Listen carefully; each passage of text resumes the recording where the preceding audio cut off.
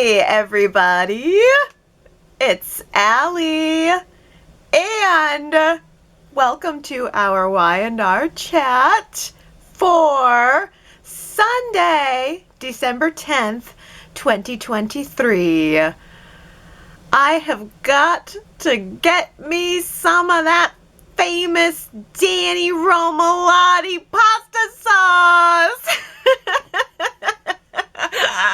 Yes, please. Pasta is so boring by itself. The sauce is everything. So I've got to know how this sauce tastes. You can use my kitchen anytime, Danny, to make me a romantic meal. How does he do it? What is the secret ingredient? There is no one secret ingredient. It's all the ingredients. And they are top secret. Except that we know there's onion in it. Definitely onion. Unless maybe that onion went into the salad. We will never know. It is so top secret that Danny will not even write it down. He could not risk anyone getting their hands on it.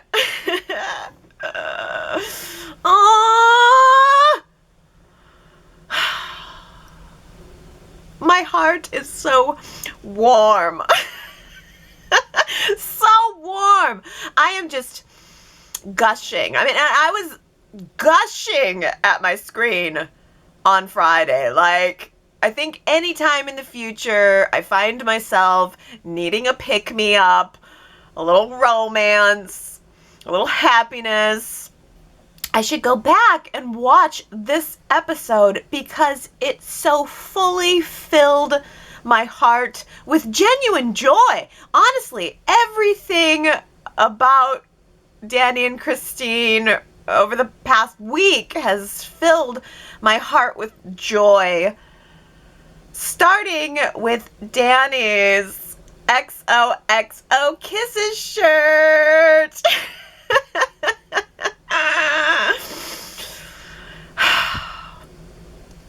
He bought that shirt at the foreshadowing store.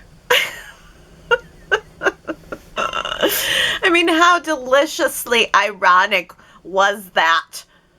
Danny wearing his Lipstick Kisses shirt on the day that he got not one, but 2 kisses from Christine.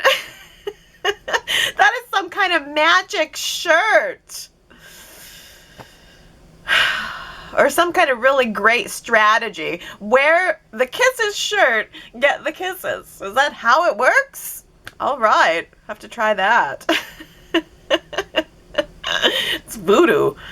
Woman can't resist it, I guess. They're irresistible. Just absolutely irresistible. I also really liked the cute moment where they were sharing the earbuds, listening to Danny's new song, which he titled Hawaii on My Mind. Hawaii on My Mind. That's their wedding location. Everyone knows the famous Danny and Christine Hawaiian wedding. And he named the song after that. Thinking of that moment with Christine, and that's how he titled the song. Oh, that's what got him the kiss, for sure. The song. I mean, what woman could resist having a beautiful song written that she knows is about her, inspired by her, partially.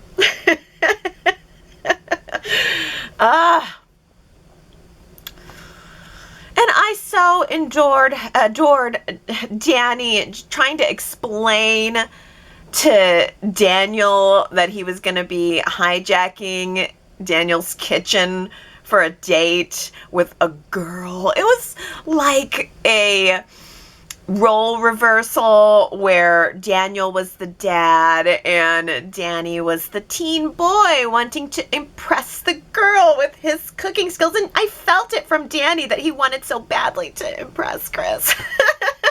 Like, this was so important to him. And then when Christine arrived, she looked like a girl. She was girlish, standing there, at the door with her bottle of wine in her hand and just drifting into the apartment and commenting on how the smell of the sauce just took her right back. Ah! I'm dying. And I loved when they sat down to dinner at the table. I loved seeing the whole table setting with the white big bowl of the half-eaten pasta and the salads and the garlic bread and the wine on the table, and hearing Danny talk about the light rivalry between him and his sister over whose sauce is better. And I loved him talking about the analogy of the ingredients and how, individually they're one thing, but then they come together and they create something new. Still the same, but better. And then the kiss. Oh, the dancing and then the kiss. The dancing and then the kiss. I mean, I could feel the history that was present in that kiss. It wasn't a first kiss. It wasn't a naive kiss. It was a kiss that encompassed all of the joy and all of the pain that these two have shared together. It was a full kiss. And the moment that Christine pulled they kissed and then they kind of pulled apart a little bit, and I looked at Christine and I just could see that she was dropping her head a little bit, almost like she could feel the weight of what it all meant and that it was heavy on her for this moment. But then she looked up and she just chose to be in it. She chose to move forward with it anyway. Ugh, just magic. These two are magic, and Y&R brought magic to my day with that episode when I watched it. So thank you, Y&R. My compliments to the chef. For as much as Phyllis has been a problem in Danny and Christine's relationship, and problem is an understatement, I do appreciate that Danny was not afraid to tell Christine that he has a new perspective on Phyllis. Because the smart thing for Danny to do would be to never, ever mention Phyllis to Christine ever again. It works against his chances. But I like that Danny's just being Danny, and he's going to be Danny. And if he believes that Phyllis has changed in his kind heart, then he should not have to hide that or tiptoe around that with Christine. But I have not seen one single shred of evidence that Phyllis has changed, even in the slightest, despite the very excellent life coaching session that Michael gave to her on Friday. What a great scene. That was a great scene. I think it's also very interesting that Y&R has, for a long time now, continued to weave in this idea of karma around Phyllis's character specifically. She's always talking about karma. And currently, she's trying to figure out why everybody else gets to keep moving on. Everybody else gets to be happy, and she is stuck alone and isolated. Well, gee, Phyllis, I can't imagine why. You said it yourself. It's your own karma playing out. But Michael, being the good friend that he is, reminded Phyllis that This is her path. It's her path to walk, nobody else's. She can't compare it to anyone else's. She has to walk it, not just talk it. She has to walk it too. Good in, good out. I thought that was great dialogue. Oh, and by the way, I noticed that we have a team of writers back in the opening credits of the show. It's not just Josh Griffith. There are other writers there in the opening credits now. And maybe we have them to thank for all of this great dialogue. Well, the question remains, Phyllis can talk the talk, but can she, will she walk the walk? Phyllis got a really great front row seat to Danny and Christine's kiss at the athletic club this week, and then she was pumping Christine for info on their relationship at the coffee house later on. And it's very clear that Phyllis wants Danny. She wants Danny, and she sure as heck does not want Christine to have him. So, will Phyllis be content to let karma play itself out here? Or will she end up being impatient and insist on taking karma by its wimpy little throat and forcing it to give her what she wants? Okay, let's just get the big elephant in the room out of the way first. Why would the Newmans, specifically Victor, keep a big bottle of vodka, Nikki's drink of choice, sitting on the bar in plain view right as she is coming back home from being on a forced bender? That is so insensitive. Did no one think of that? Everyone else went to the hospital and got checked out to make sure that the drugs were out of their system, but did nobody think to maybe remove the giant temptation from the living room for Nikki?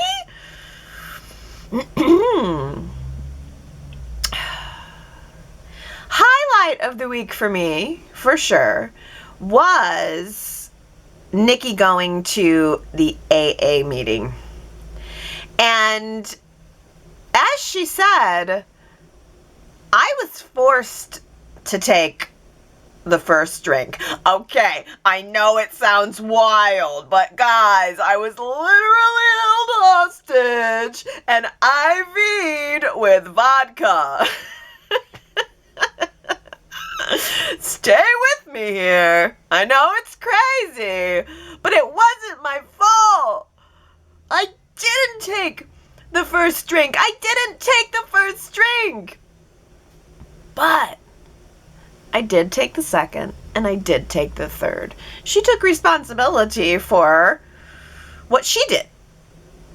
And I really felt for her, you know? I mean, she was talking about how she worked so hard for 5 years to keep her sobriety, when certainly there are temptations everywhere. There's alcohol everywhere. And then after 5 years of being diligent, in one day, all of that progress and all of that power was just taken away from her.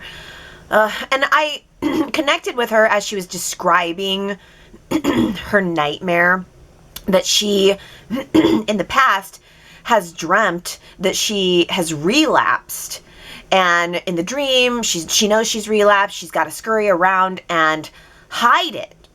And that feeling of panic and shame and everything that goes along with it. She felt relapsed in her dream in a nightmare many times. And that felt very relatable. That felt very real, like that panicky feeling that you've done something wrong manifested in your dream, and then waking up and being so glad that it wasn't actually happening, that it wasn't your reality. Except for Nikki, this time it actually was her reality. Very moving and very well delivered by MTS. I hope that all of the well-dressed, attractive ladies at the meeting could really appreciate that and could relate to it. I don't know. This AA meeting looked like it was in an upscale part of town. And like the other ladies at the meeting looked like they might have just been stay-at-home moms who found themselves drinking wine during the day or something. It wasn't like your knockdown drag out. Like, there was no bums at this meeting. There were no, like, homeless lushes at this meeting. It was upscale AA.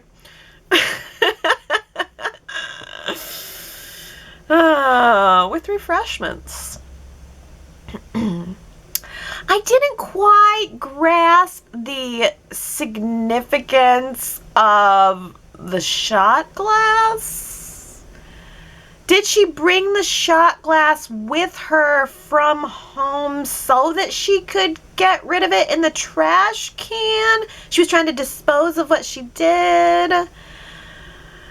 But why the shot glass and not the bottle? Like, I was like, you don't throw away your glassware.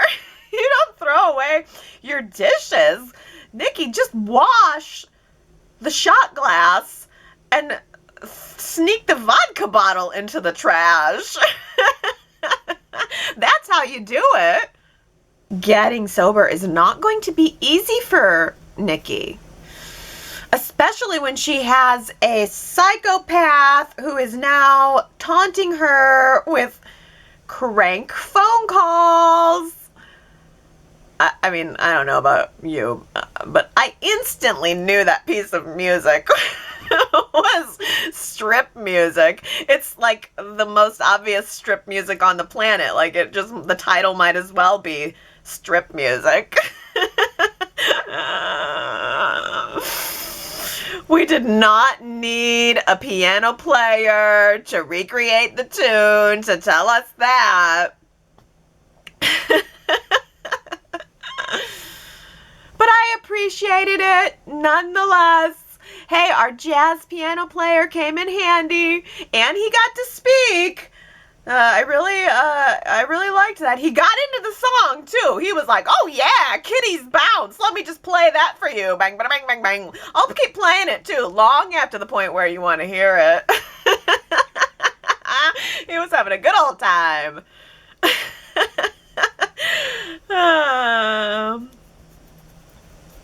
Oh, and Nikki goes, "I recognize that music.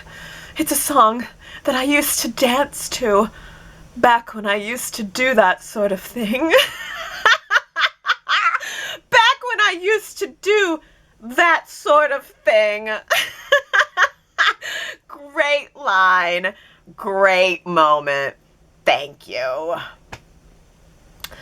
Clearly, Aunt Jordan has done her research. She knows right where to jab. She knows exactly what she's doing.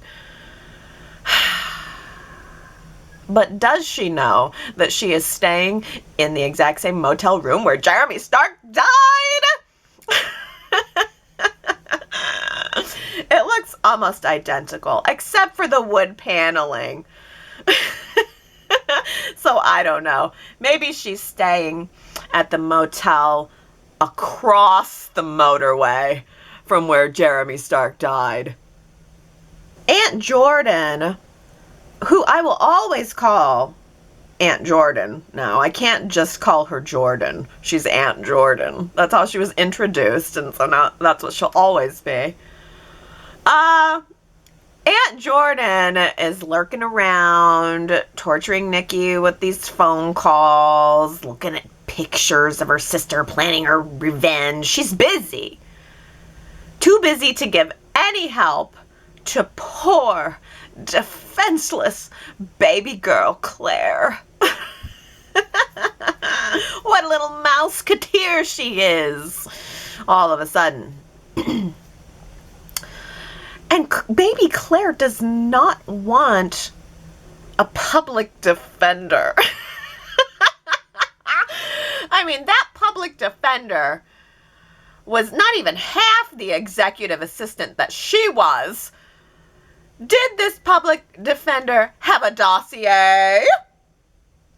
Did this public defender bring her tea and cookies? I don't think so. This is underperforming. The public defender is underperforming.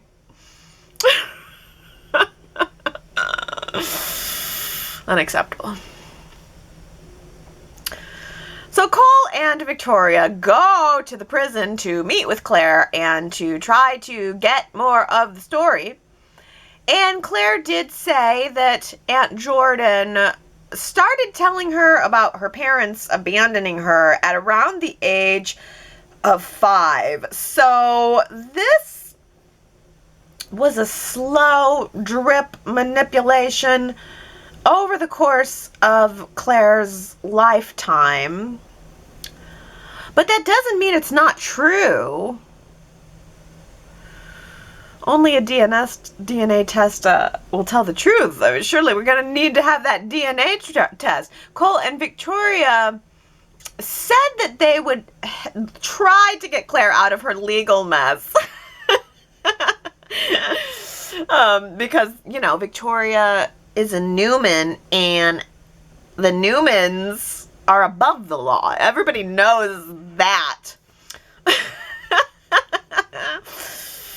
But they're not going to do a thing for Claire unless she takes the DNA test, and judging by the fact that Victor's investigators turned up information on Jordan saying that she is indeed Eve Howard's sister, and the investigators' report also confirmed that Jordan was a traveling nurse working at the hospital at the time that Victoria lost her baby. So I'm gonna guess that we're gonna get this DNA test, and the DNA test is gonna have like a big blue plus sign come up on it. Congratulations, Victoria and Cole. It's a girl. Nick's stabbing was so incidental to this whole debacle. He was a totally innocent victim, and now he's just walking around town wincing as he moves, having Jordan's bloody claws scratch down the side of his face. I did like Nick's interaction with Lily this week. Didn't they have another interaction not that long ago? Nick and Lily. I mean, that could be an interesting couple for the future, but probably not, since I'm guessing that Crystal Khalil is officially on her maternity leave at this point in the story. Lily got a call from Maddie this week saying that there's a wildfire surrounding her school, and the entire school is on lockdown. How horrifying. How absolutely horrifying. I mean, that would be enough to traumatize you forever. Oh, there's a wall of fire surrounding you and there's nothing you can do. Just sit tight. Yeah, no. Lily took Devon's jet, as one does when one is fabulously rich. And Lily is just going to go and try to get as close as she can to where Maddie is. And then she will just return as soon as Connor is settled into his school for depressed kids. No, wait. I think I got those maternity cover stories mixed up because they're the same. Moms have got a mom in real life and on screen. I actually kind of appreciate that both maternities were written out by the moms going to help their kids. It works. Before Lily left, though, she had a little powwow with Devon to make us think that they were not going to be hiring Nate back at Chancellor Winters. But then, surprise, they hired him anyway. I don't know why. Devon had talked to Victor and Lily had talked to Nick, and the Newmans had absolutely nothing good to say about Nate, and it's clear that nobody trusts him, so I don't know exactly what changed their mind, other than Lily just believes in second chances.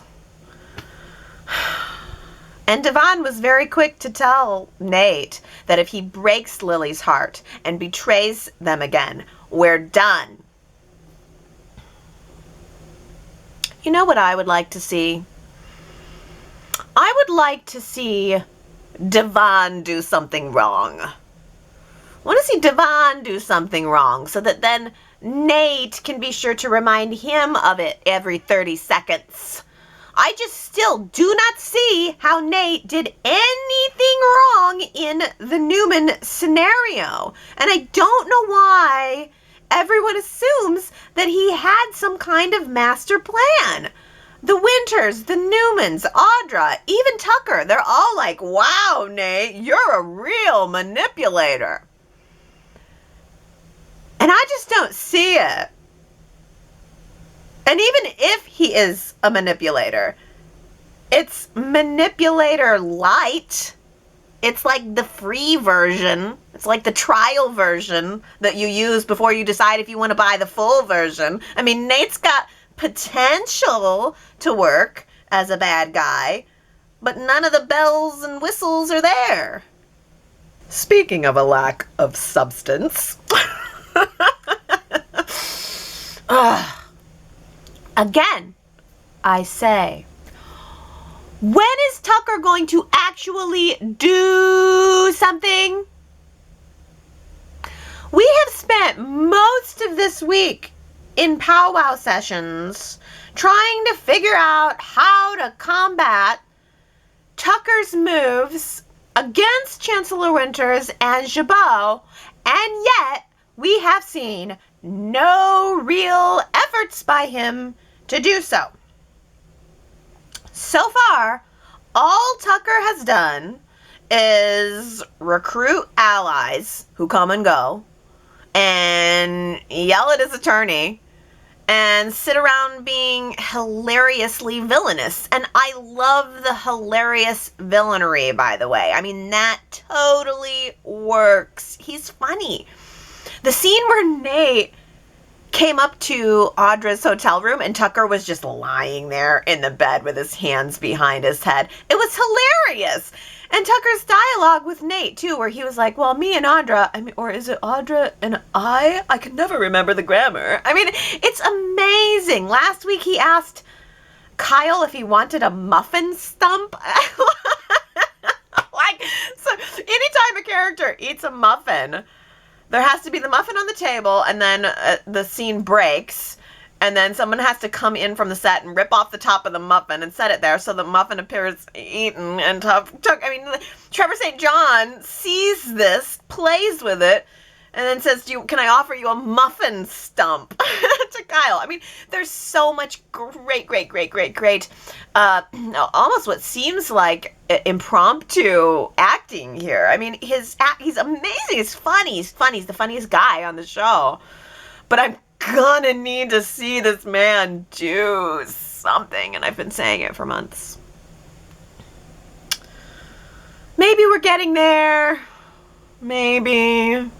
I don't know. I mean, we do have a new company to fight over. Glissade. Okay.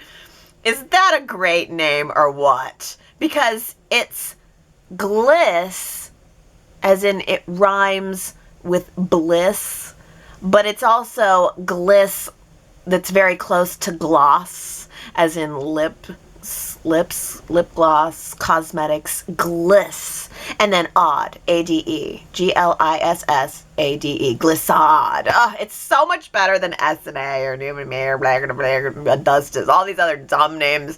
Glissade, I love it. It sounds like it has so much potential, but we've had so many of these companies come and go lately. It's just another company. And all these companies just come up, they have names, they get named, and then it materializes to nothing. And I'm not too terribly confident that this will shake out to have any substance. I mean, that whole scene with Jack and Diane and Billy and Jill all talking about, is Tucker up to something? How can we defeat Tucker? What are we going to do? Is Tucker up to something? Is Tucker up to nothing? It's so tedious. He's a paper tiger. And all of them are just batting at it. I mean, it was a 2-episode long conversation. And nothing really happened. And to boot, during that 2-episode long conversation about Tucker, why did no one mention that they suspect Kyle of working with Tucker? Seems like that might have been relevant for Billy, at least, to bring up. Because Kyle's betrayal or not betrayal is the only thing actually going on here. Now Ashley's trying to figure out whether or not she should sell Tucker her 50% of this company that they bought together when they were planning to take over Jabot. Why would she sell him a company that has the potential to compete with Jabot? That's dumb. She was leaning toward not selling it, but now at the end of the Friday, she seemed like she was going to sell it. And then Tucker was rudely hounding his lawyer for a way for him to just have it. Whether Ashley wants to sell it or not, he just wants to take it from her. And if he does get glissade, then, I mean, best case scenario, what are we going to get? Cosmetics wars? I mean, that does sound good. Did you guys notice Ashley taking out her compact mirror and checking her face during the conversation with Tucker? That was the most exciting thing to happen in this storyline. I was like, ooh, is that a Jabot compact mirror? Is there Jabot powder in there? Too bad it wasn't a pair of sparkly lips in that compact. That nice touch. There's so many nice touches on the show. I can't complain about that. And the acting is great. The dialogue's great. We just got no plot. And Tucker is back to spouting his whole universal good line again. He wants to do something good for the universe. We know it's not true. We know that he's really coming after Jabot. Although he seems to be backing off of Chancellor Winters, which maybe lets Jill off the hook, although now she's working with the Abbotts and has some kind of plan to distract Tucker, which should be entertaining. I do find that entertaining. And I did find the scenes with Tucker and Jill and Mamie to be very entertaining, too. There's good chemistry there. It was good enough that I didn't need a plot in those moments, but I don't know, sooner or later, I just feel like I'm gonna need a plot to go with my toy Tucker. I am the bomb. That was our quote from last week. Kyle said it. He was talking to Tucker about how he's the bomb on the inside of your bow. Actually, Tucker was saying he's got a bomb. And Kyle said, I'm the bomb? Yeah, with a question mark. I don't know. It just seemed like a funny moment. Not very many people guessed it, so extra big congratulations to Henry, Ron, Sharon W., Michelle, and Daisy. You guys all caught it. It was just a little tiny moment. Let's see if you caught this little tiny moment of a line. I just like this line. I like the alliteration of it. Who said this? Carefully curated chaos. What a tongue twister. Carefully curated chaos. Say it a couple of times to yourself, and then see if you can remember who said it. If so, go to yrchat.com to leave your guess, and if you get it right, I will give you your shout out during next week's Y&R Chat. All right, let's dig into some of your comments here, starting with Gary, who says, here's a question to propose. Does Y&R have an interest in Tucker destroying the Abbotts, albeit temporarily? Or is it just defeat him before he gets started? This would branch into other storylines as well. Seems like in the olden days, villains had their way. That's drama and storyline. But today, it takes a lot for a baddie to succeed for long. Mostly, they just get in a lot of pinpricks along their way, and then perhaps dead. Cameron Kirsten took action, but it was all over in a day. What harm did the great Ashlyn Locke do, if you want to call him a villain? Nikki got bamboozled, but now she's home safe. Well, not exactly. The evil just don't seem to maintain the staying power they once held. Food for thought. Yeah, it's all villains light these days. It's all the trial version, the free version. Nobody's like the full-blown villain, and it doesn't last very long. Certainly the perspective of the show has changed. The focus of the show has certainly changed away from villains. We've gotten some this year, though, thinking back. I mean, you've named a couple, and, Jeremy Stark goes on that list, too. We've had some villains, but like you say, they're kind of here and gone, and I don't know if I would classify Tucker as a villain.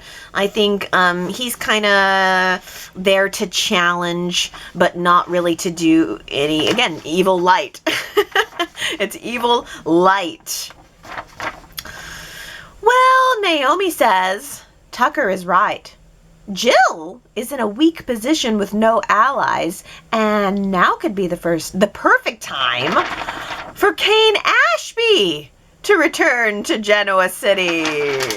Oh my goodness, Naomi. I was kind of thinking that too, because somebody mentioned Kane, and I think it was, I don't know if it was Devon or whoever mentioned, like, Maddie's in trouble. Did anybody call Kane and Charlie? Of course. We just didn't see it. But then you're bringing it back to the fact that, oh yeah, well, Jill's Kane's kind of mom. I mean, like, not bio mom, right? It's his adopted mom. He would be someone who could easily be worked in to work on the chancellor side of things. And, I mean, working with his ex-wife, Lily, there would be lots of drama to have there.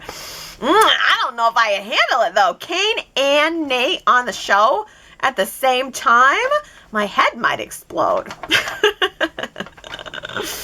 Let's talk about Nate. Ellen says, apparently, every rich family must have a character who is given the Adam treatment. For the Winters clan, it's Nate. Nate, Lily, Jill, and certainly Devon have all done bad things, made terrible mistakes, if you prefer. But only Nate will be labeled a bad person who can never be trusted, like Adam. The rest of them are not that person anymore, magically reformed, rarely acknowledging their past mistakes as they judge Nate harshly as a deeply flawed and probably unredeemable human being. It's quite laughable coming from this crew, just as it is coming from the Newmans. Ah, we can see you, Nate and Adam. You are not any different from the clowns who sit in judgment of you. Hang in there. That's so apt. It's true. It's like every family has to have some kind of whipping boy, some kind of villain. Each family now has a villain. So who's the villain of the Abbott family? I guess it has to. Would Billy be the de facto? I don't know. Who's the member of the? No, because Billy's accepted. The Abbotts don't really have a family member who's ostracized. They're the only family that doesn't treat anyone like that at the moment, anyway. What about Theo? Bring him back, and he can be the black sheep of the Abbott family. Hey, Connie says, Nate's not one of my favorite characters, but he is getting unfair blame for doing what Victor asked him to do. I was glad to see Lily was trying to be fair in her assessment, but she let Nick and Devon sway her judgment. Nate gave medical advice and arranged treatment that could have been accepted or refused. Usually people get a second opinion. However, fake illnesses don't need real solutions. I would prefer a character that used his medical gifts to help others, and Genoa City needs a new charitable project. Ooh, good point. And I gotta say, this is great from Victoria, who mentions, Devon is the reason Nate is not a surgeon anymore. In my opinion, Devon should be given Nate a break because he owes him. Maybe Chancellor Winters has some medical division that Nate could be an expert in. He could renew his passion in medicine and become a great internist. Nate seems more satisfied in medicine. He seems insecure in the corporate world. Yeah, it's sort of like it's a false bravado from Nate on his business acumen, probably because he doesn't have the prior corporate experience, but it seems like people really liked Nate being the doctor. The problem with Nate being the doctor is the same with Nate being the cop. There's not a lot of story. I mean, when the whole show is focused on business storylines, there's just nothing for the cop or the doctor to do. And on that note, Gary asks, what put it into Josh Griffith's head that endless corporate musical chairs entertains us so? I would be personally happy with any one of our people as a dog catcher, although I would set all the dogs free. And I don't need any of this that they're offering.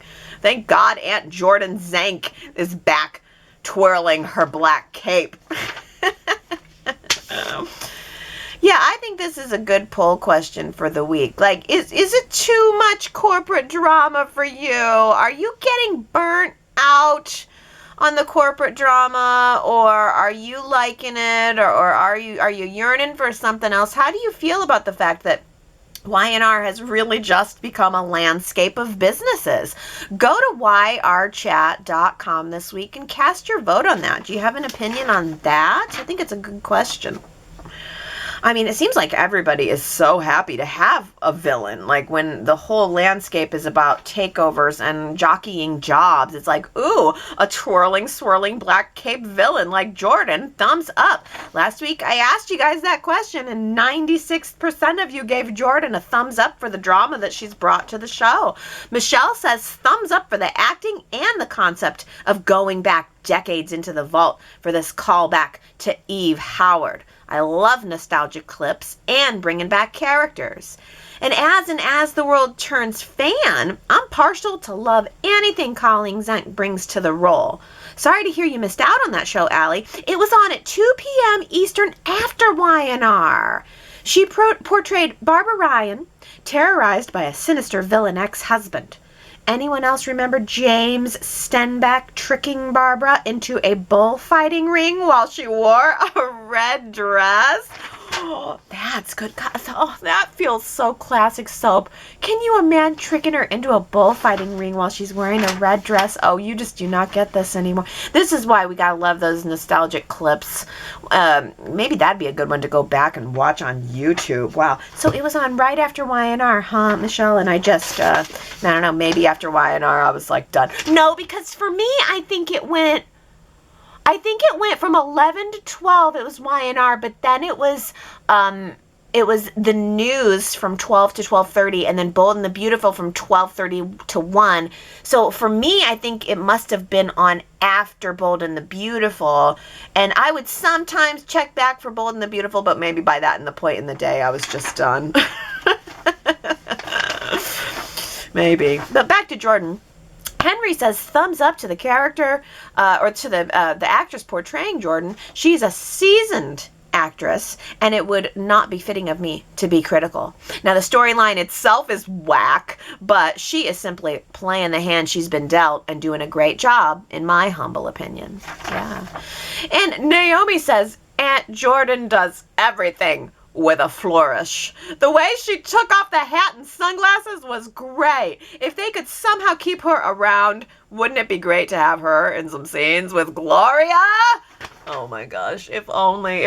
But Naomi, I'm so glad you mentioned the way she took off the hat. Oh, she came into the hotel room and she grabbed the hat and she pulled it back like she knew what she was doing.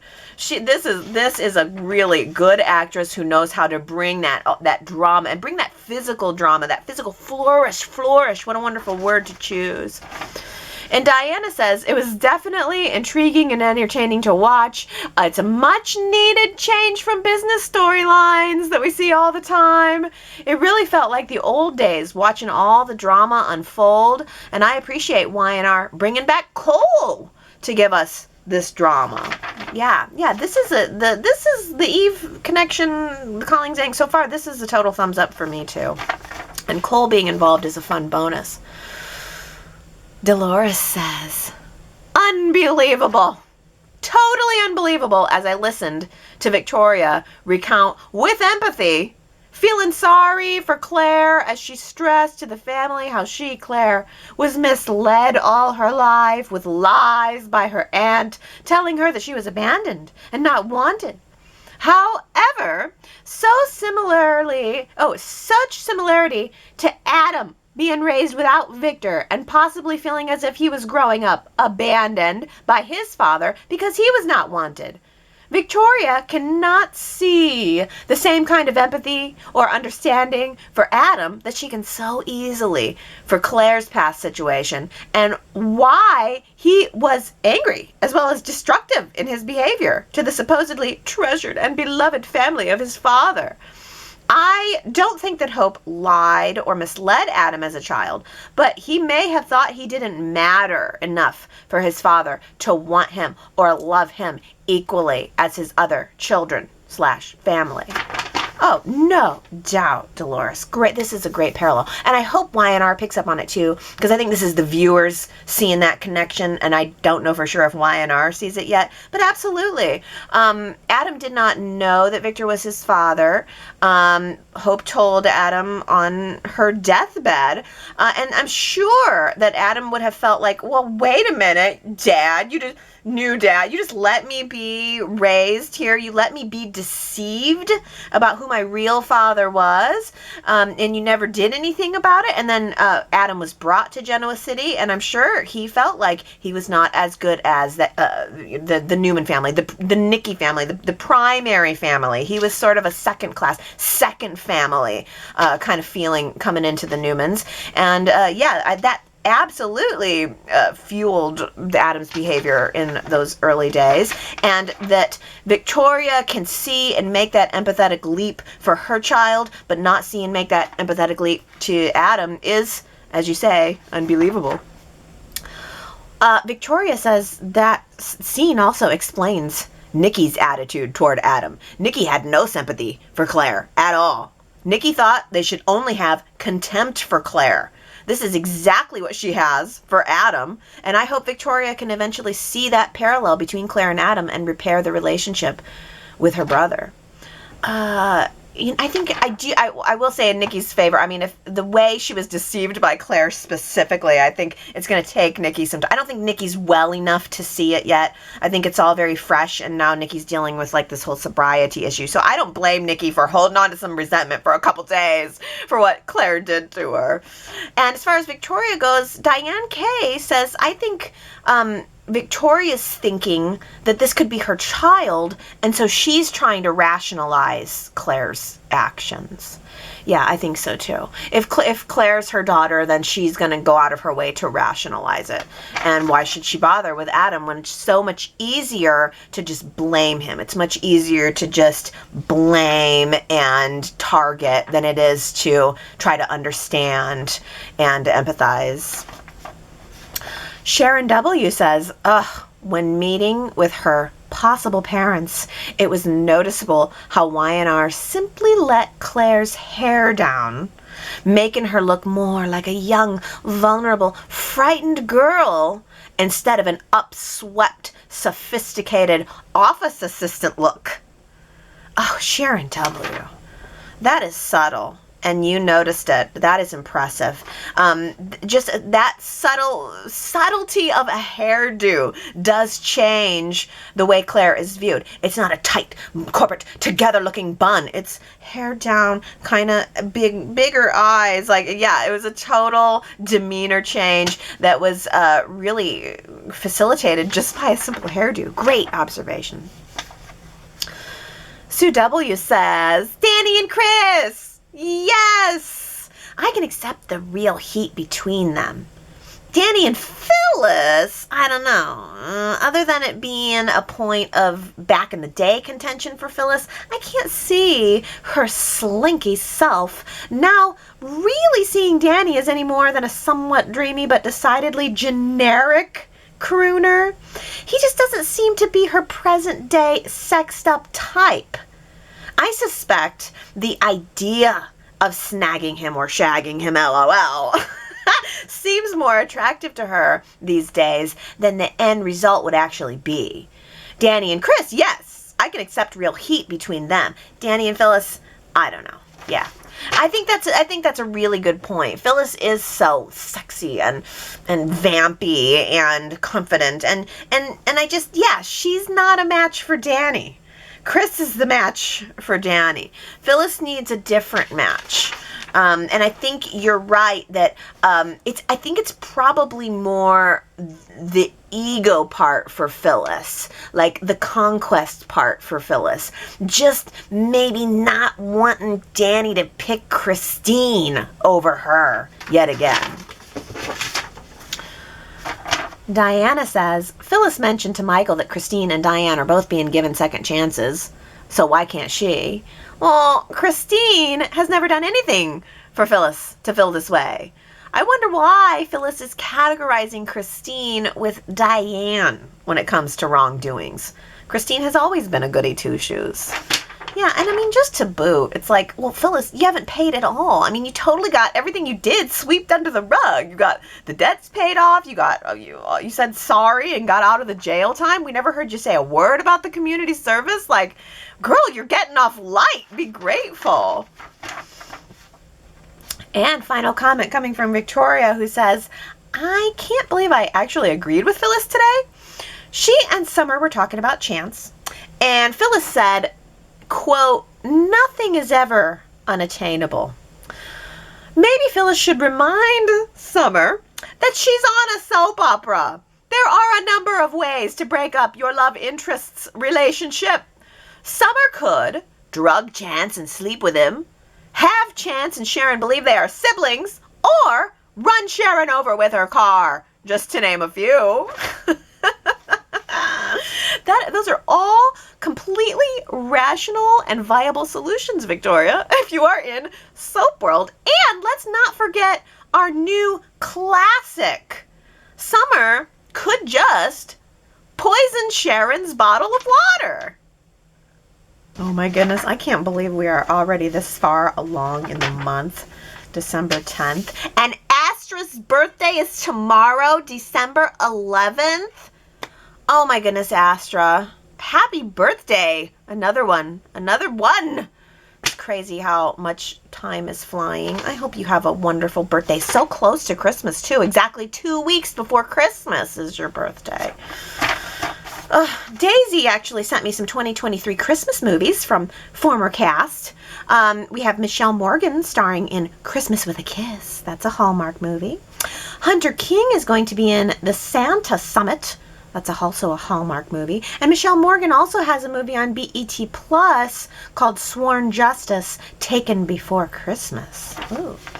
Those are all good. I like Christmas movies. I like Christmas romance. I kind of like the Hallmark movies. I don't get to see them very often, but I like a romance. I like one Christmas Hallmark type romance movie each year.